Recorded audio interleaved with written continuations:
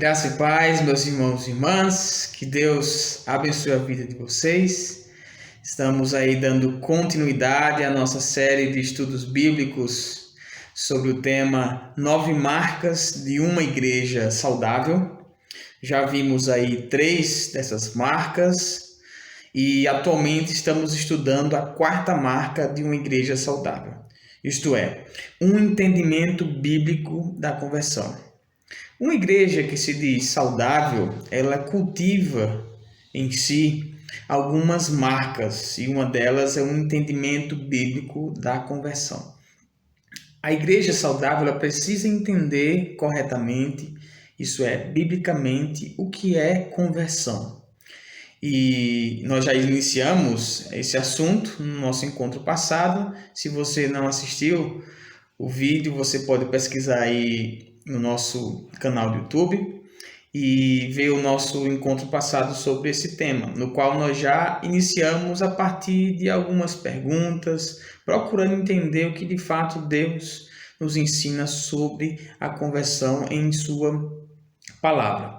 Portanto, para nós recapitularmos, nós abordamos esse tema no encontro passado, tentando responder algumas perguntas, entendendo, primeiramente, que conversão é uma mudança profunda, radical e duradoura de um pecador voltando-se para Deus.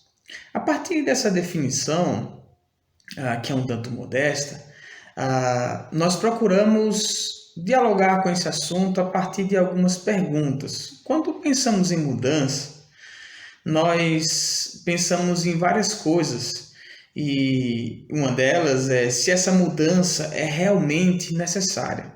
As pessoas de fato precisam mudar? Foi essa pergunta que inicialmente nós apresentamos no nosso estudo passado. As pessoas realmente precisam mudar?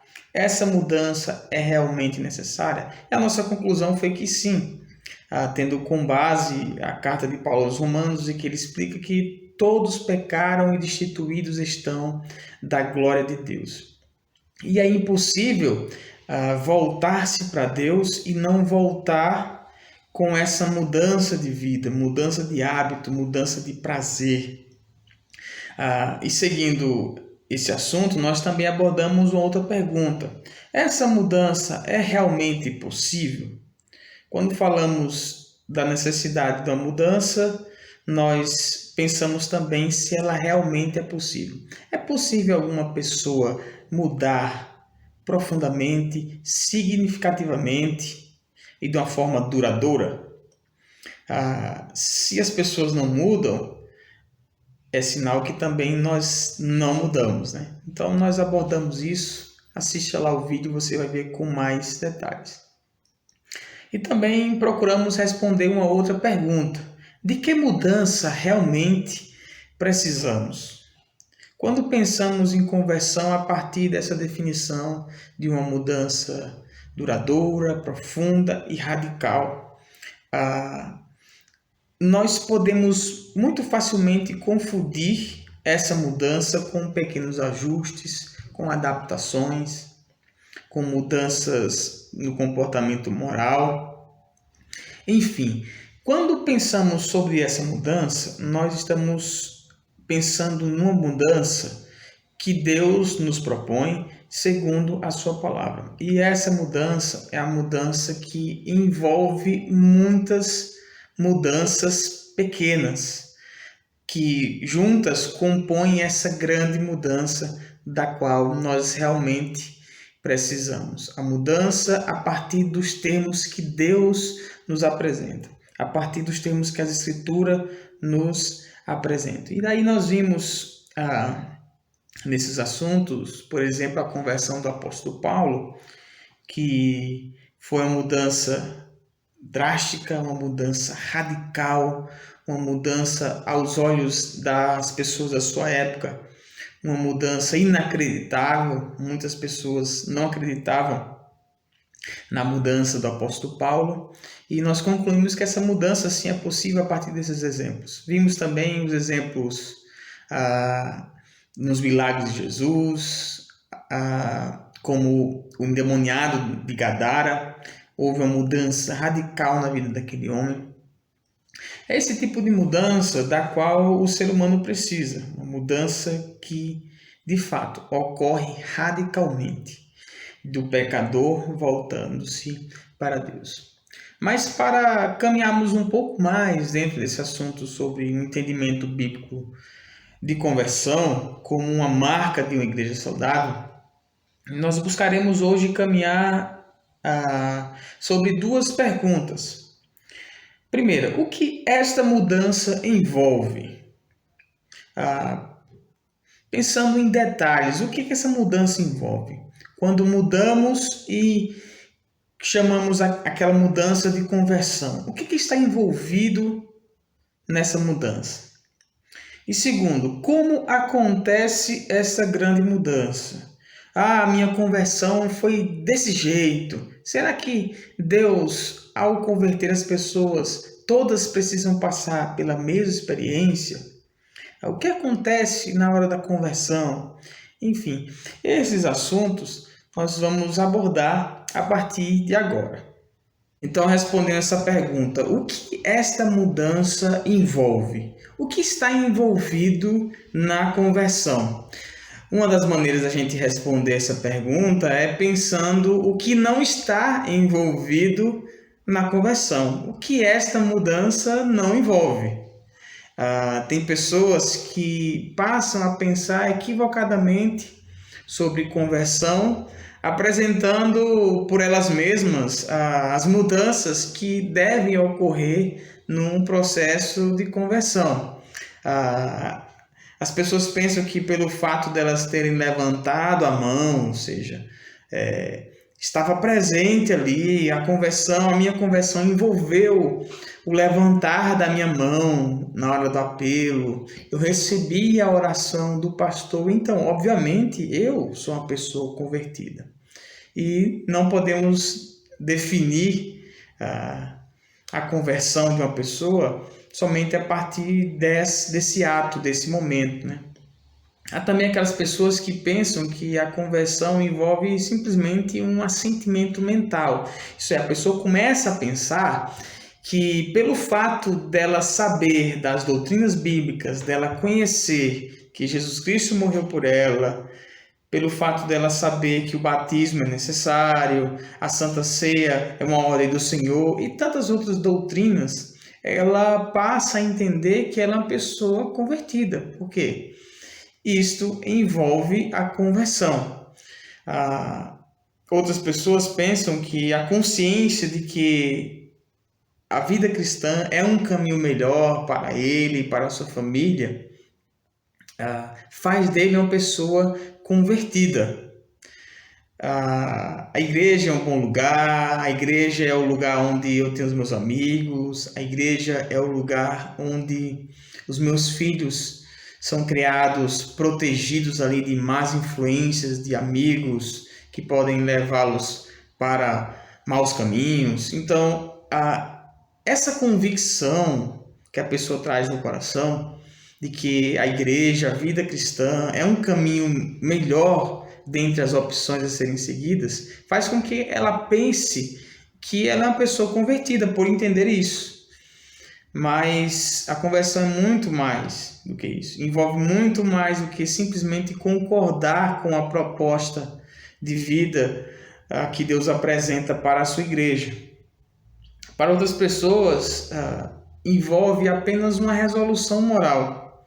Isto é, eu passo a resolver que não mais farei isso, que não mais farei aquilo, ou que farei isto, ou que farei aquilo, baseado apenas numa resolução moral. Isso é, eu quero ser uma pessoa moralmente melhor, para ser uma boa pessoa na sociedade, para ser uma boa pessoa em casa, é o desejo de ser uma pessoa melhor.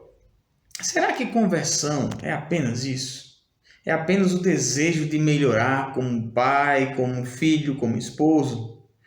Se nós reduzirmos a conversão a esses assuntos aqui, como nós falamos, nós fugimos daquilo que a Bíblia nos revela sobre o que de fato envolve na conversão.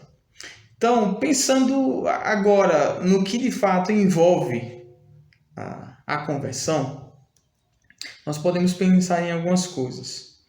Primeiro, envolve uma iluminação da nossa mente.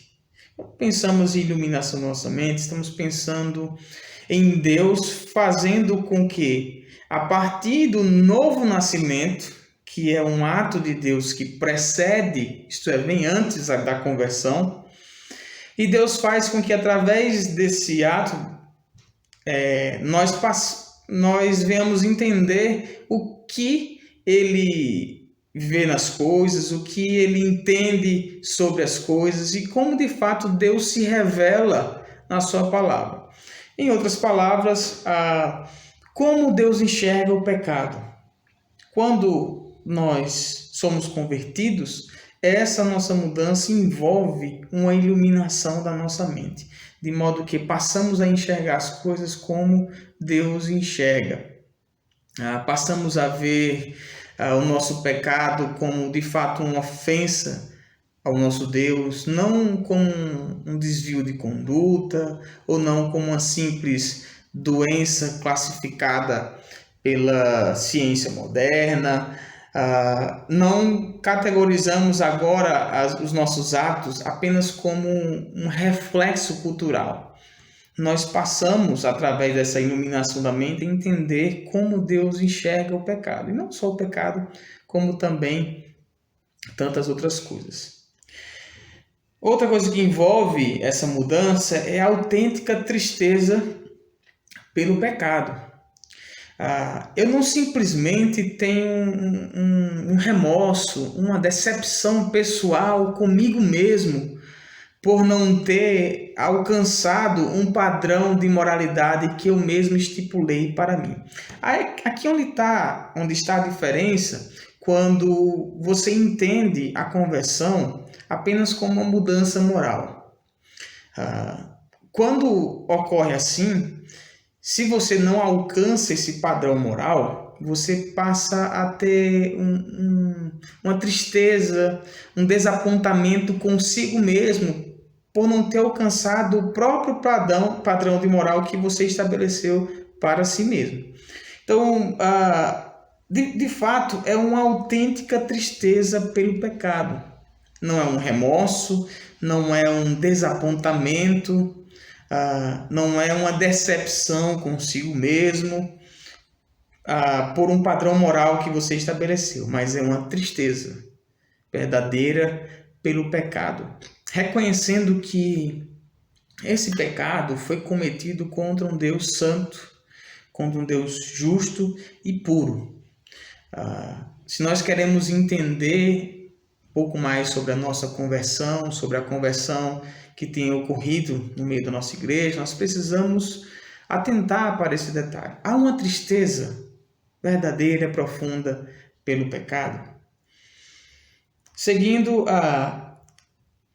também uma humilde confissão desse pecado, tanto para Deus quanto para os outros. É muito comum nós observarmos na história da igreja as pessoas que se convertiam e decidiam não somente confessar os seus pecados a Deus e buscar ali reconciliação, mas como também tratar os seus atritos, os seus conflitos com as pessoas. E uma das marcas assim, que caracteriza de fato uma mudança autêntica como a conversão é esse desejo de restauração, essa busca por confessar os pecados diante de Deus e reajustar as coisas, se envolver num processo de mudança e de restauração das coisas que foram rompidas, dos relacionamentos que foram quebrados. Segue também, dentro dessa mudança, o ódio pelo pecado. Se tem uma coisa que nós podemos odiar com todas as nossas forças, é o pecado.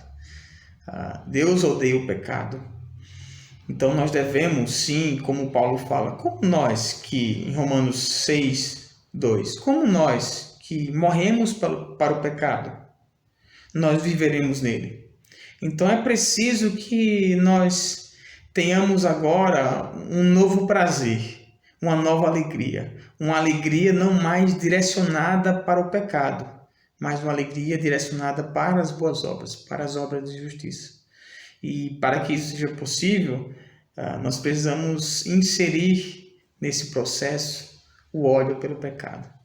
Pedir a Deus que nos faça cada vez mais santos, cada vez mais desejosos por aquilo que é justo, por aquilo que é certo, e que Deus nos faça cada vez mais pessoas que odeiam o pecado, renuncia com todas as nossas forças aquilo que se opõe a Deus. Seguindo ainda, isso envolve um retorno para Deus Pai e para o nosso Senhor Jesus de todo o nosso coração. Uma vez que Deus nos faz entender a nossa natureza, a natureza do nosso pecado, uma vez que Deus nos permite ter tristeza pelo nosso pecado e confessá-lo e odiá-lo, aí nós devemos nos voltar para aquele que tem a solução para um pobre pecador como nós. A solução de restauração, de perdão, de reconciliação com Deus. Uma mudança também, a mudança da conversão, envolve uma alegria de coração. Se nós somos convertidos, se nós tivemos esse encontro com o Senhor em que fomos de fato transformados, Deus faz transbordar em nosso coração a alegria que pode vir somente dele. Aquela alegria que nós não encontramos em lugar algum. Aquela alegria que é permanente apesar das lutas. Aquela alegria que nós não podemos encontrar em nós mesmos, não podemos encontrar na prática do pecado, nem no amor ao mundo. Essa alegria que nós podemos encontrar somente no Senhor. Essa alegria marca também essa mudança que ocorreu em nossa vida. Seguindo ainda, essa mudança envolve um amor por Deus e pelos outros, pelos irmãos e pelos perdidos. Como tem sido o seu amor para com Deus e para com as pessoas, seus irmãos em Cristo e as pessoas que não têm em Cristo, as pessoas perdidas? Nós devemos crescer cada vez mais nesse amor. Mas se nós somos convertidos, há a presença desse amor em alguma medida. E essa medida é uma medida em desenvolvimento, cada vez mais avançando no amor a Deus e no amor por outras pessoas. Nós devemos pensar sobre essas coisas que envolvem uma conversão verdadeira e genuína. De fato, há pessoas que acreditam que não são convertidas por algum momento da sua vida em que se envolveram em algum pecado, e daí vem várias acusações do diabo em sua mente, várias acusações dela mesma para si, e a partir desses eventos ela começa a pensar que não é uma pessoa convertida, porque pecou, porque caiu em alguma fraqueza não tratada ainda. Mas eu preciso dizer para você, meu irmão e minha irmã, que você não dê ouvidos a si mesmo, não dê ouvidos à voz do diabo, escuta aquilo que a palavra de Deus nos fala, aquilo que a palavra de Deus nos garante. Quem está em Cristo é nova criatura. As coisas velhas já passaram, eis que tudo se fez novo. Justificados, pois, mediante a fé, temos paz com Deus. Nós precisamos acreditar nas promessas do Senhor. Por outro lado, enquanto nós pensamos sobre aquelas pessoas que têm dúvidas acerca da sua conversão, tem aquelas que são presunçosas, isto é, confiam em si mesmas, pensando que são convertidas, porque nasceram na igreja, porque conhecem a doutrina, porque conhece algumas coisas do reino de Deus, conhece muito a Bíblia. Nós não devemos presumir que somos convertidos a partir dessas informações que temos, desses comportamentos que adotamos. Há pessoas que estão enganadas há muitos anos achando que são pessoas convertidas quando de fato nunca tiveram um encontro pessoal com o Senhor, porque nunca ocorreu uma mudança significativa e profunda em suas vidas. Nunca tiveram a mente iluminada. Permanecem ainda praticando os seus pecados. Não há tristeza pelo pecado, não há confissão, não há amor a Deus, não há amor pelas pessoas, não há alegria. O que há é só remorso, às vezes por uma falha pessoal, por ferir ou machucar alguma pessoa que representa muita coisa para a vida dele, para a vida dela. Enfim, essas pessoas, infelizmente, estão enganadas quanto à conversão. Que Deus nos ajude a entender e ajude essas pessoas a entenderem o que de fato é conversão. Se você tem dúvida, peça a Deus para que Ele te esclareça sobre a verdadeira conversão. O fato é, alguém já disse que se você pede a Deus que te dê um novo coração, te dê um verdadeiro arrependimento, te traga para os seus caminhos, aí já está a evidência de que você é uma pessoa convertida, porque você já consegue enxergar a sua necessidade de tantas mudanças como essas. Bom, sabendo que a conversão envolve essas mudanças, esses comportamentos, esses hábitos que nós falamos agora, como, de uma forma geral, tudo isso acontece? Isto é, como acontece a conversão? Para algumas pessoas, por exemplo, a conversão bíblica ela ocorre quando a pessoa chora desesperadamente, quando a pessoa se ajoelha pedindo a Deus perdão pelos pecados, quando há uma maneira dramática de expressar o seu desejo por Deus e por perdão. Para esse grupo de pessoas, há uma tendência a valorizar as conversões mais emocionais, as conversões mais dramáticas.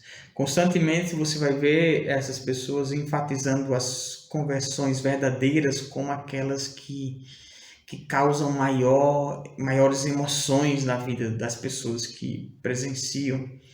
Constantemente você vai ver pessoas assim, dando ênfase às conversões de pessoas que eram assassinos, que eram drogados, que mexiam com magia negra, ou obras de bruxaria, servia a outros deuses.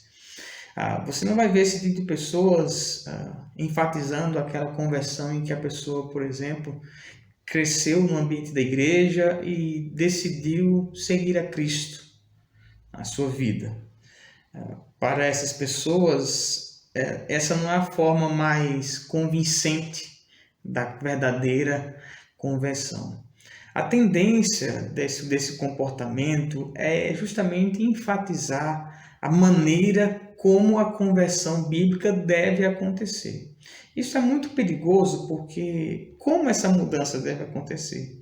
Na vida de cada pessoa ela acontece de maneira diferente. A conversão do apóstolo Paulo não foi a mesma da mesma forma que aconteceu com a conversão do carcereiro.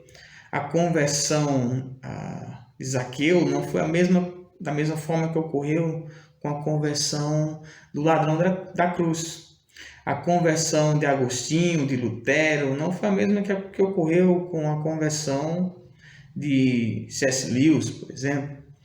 Então, é perigoso nós adotarmos uma maneira como essa mudança deve acontecer, né? Para outras pessoas, essa mudança deve acontecer com o homem dando o primeiro passo. Isto é, o homem tem uma participação ativa dentro desse processo de conversão. Você vai ouvir muito por aí, em finais de pregações, sermões em algumas igrejas, os pregadores dizerem: deem um passo para Jesus. O pressuposto é que Jesus já deu um primeiro passo e que você precisa vir ao encontro dele. Isso é, você precisa fazer a sua parte, porque a conversão também depende de você. Esse é um entendimento também muito comum no meio evangélico de como ocorre essa mudança. O homem dá o seu passo e Deus, de fato, já deu o dele, enviando o seu filho. O homem precisa decidir. A decisão é do homem. Eu gostaria de ler um texto que está em Efésios capítulo 2. E a partir desse texto nós vamos entender que essa mudança, a conversão, ela começa com Deus. Ela começa com Deus vindo de encontro a um homem pecador, morto em seus delitos e pecados. O texto diz assim, Efésios capítulo 2: Ele vos deu vida, estando vós mortos nos vossos delitos e pecados, nos quais andastes outrora, segundo o curso deste mundo, segundo o príncipe da potestade do ar, do espírito que agora atua nos filhos da desobediência, entre os quais também todos nós andamos outrora, segundo as inclinações da nossa carne, fazendo a vontade da carne e dos pensamentos, e éramos por natureza filhos da ira, como também os demais. Até aqui nós vemos Paulo descrevendo a natureza do homem antes de ter o encontro com Deus, antes de Deus resgatá-lo. E nós não podemos verificar aqui nenhuma disposição espiritual inata nesse homem que o torna capaz de dar um passo de fé, isso é, decidindo espiritualmente sobre as coisas de Deus. Paulo vai dizer em outro texto, em 1 Coríntios, que o homem natural ele não compreende as coisas do Espírito, porque elas se discernem espiritualmente. Ele não consegue entender e, portanto, ele não consegue agir como um homem espiritual. Pensar que a conversão ela ocorre com o homem tendo uma iniciativa própria de escolher Deus, isso vai muito de encontro no sentido de contra tudo aquilo que a Bíblia afirma sobre a natureza do homem pós o seu estado de queda, pós a sua queda. Ele vos deu vida, estando vós mortos nos vossos delitos e pecados.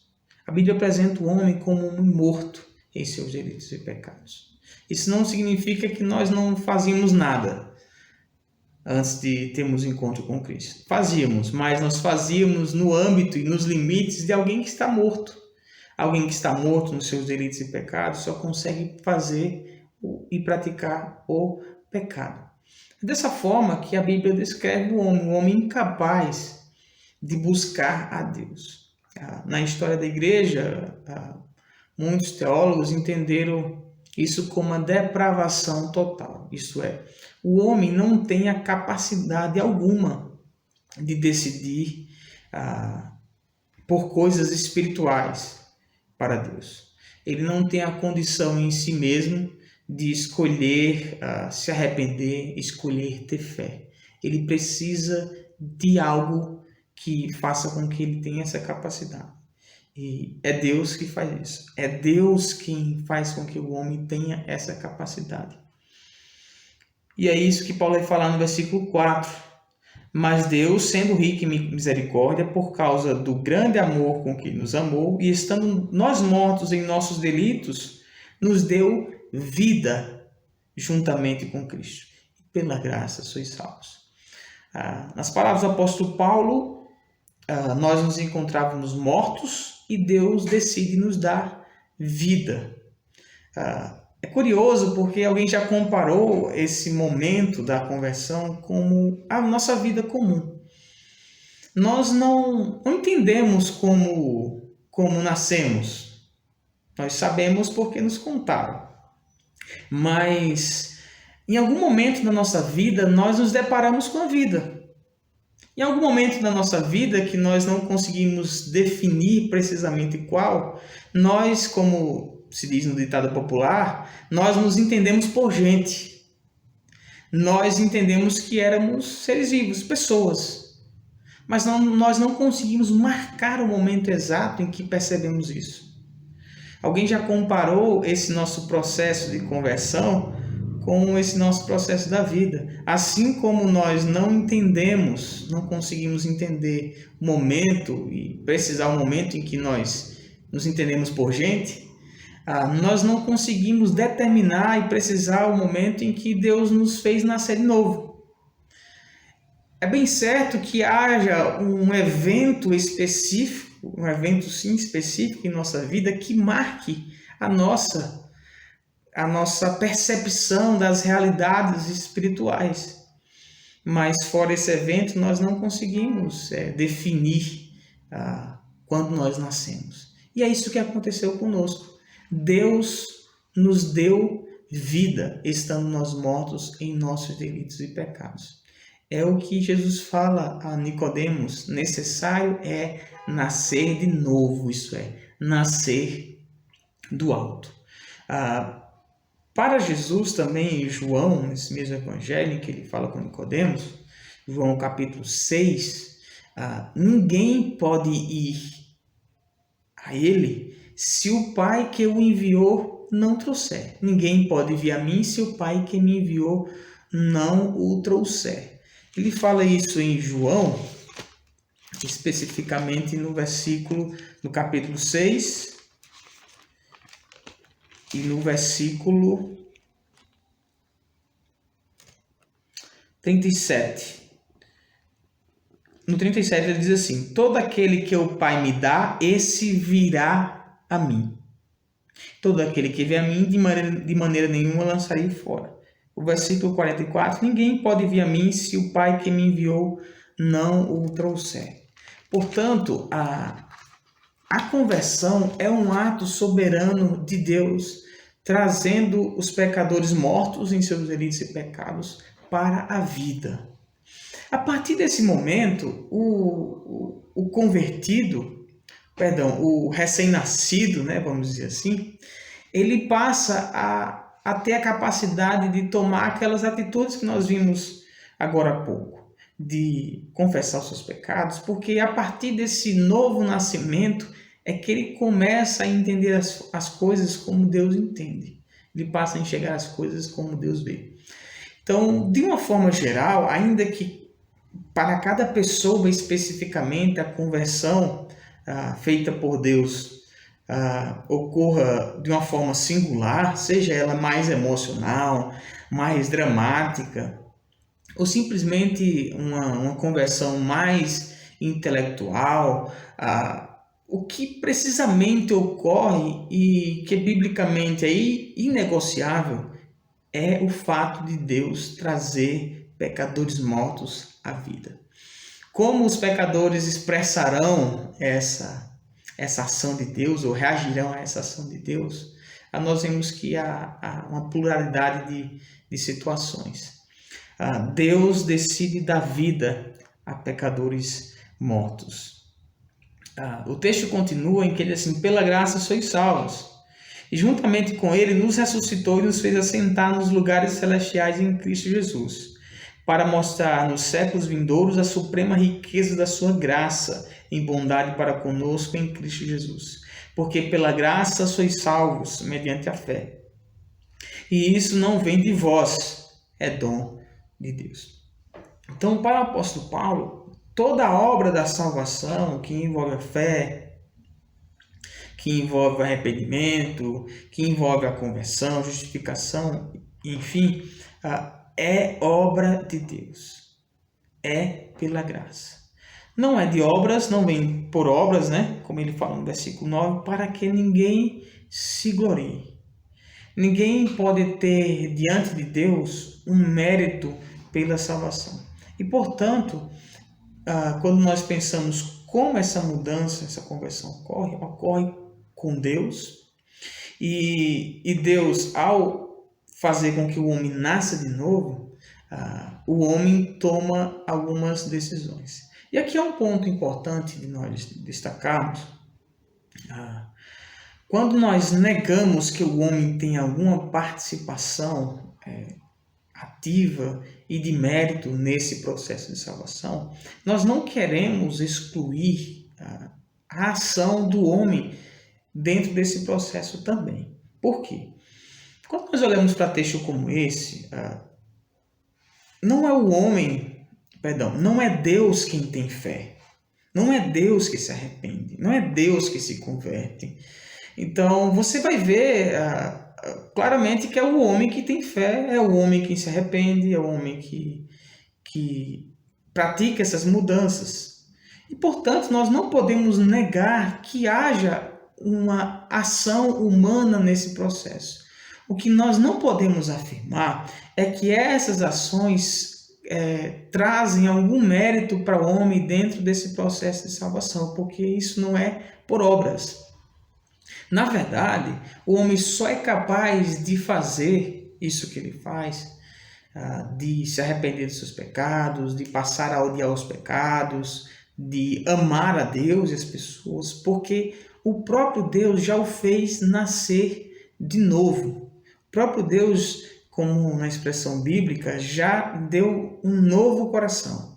Um coração que não é um coração de pedra, mas um coração de carne. Isso não é um coração duro. É um coração agora suscetível às vontades de Deus. Então, o homem, ele tem algumas atitudes dentro desse processo de salvação, como a fé, o arrependimento, etc. Mas isso não faz com que o homem tenha algum mérito diante de Deus para a salvação.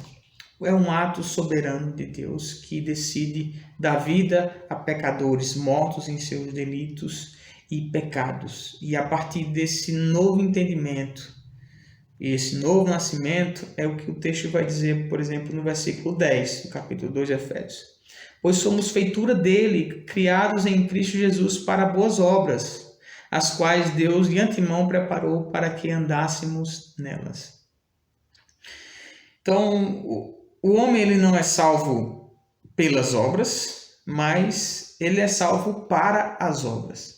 Isto é, as obras não são um instrumento da sua salvação. Não é por meio delas que ele é salvo, como um instrumento para ser salvo.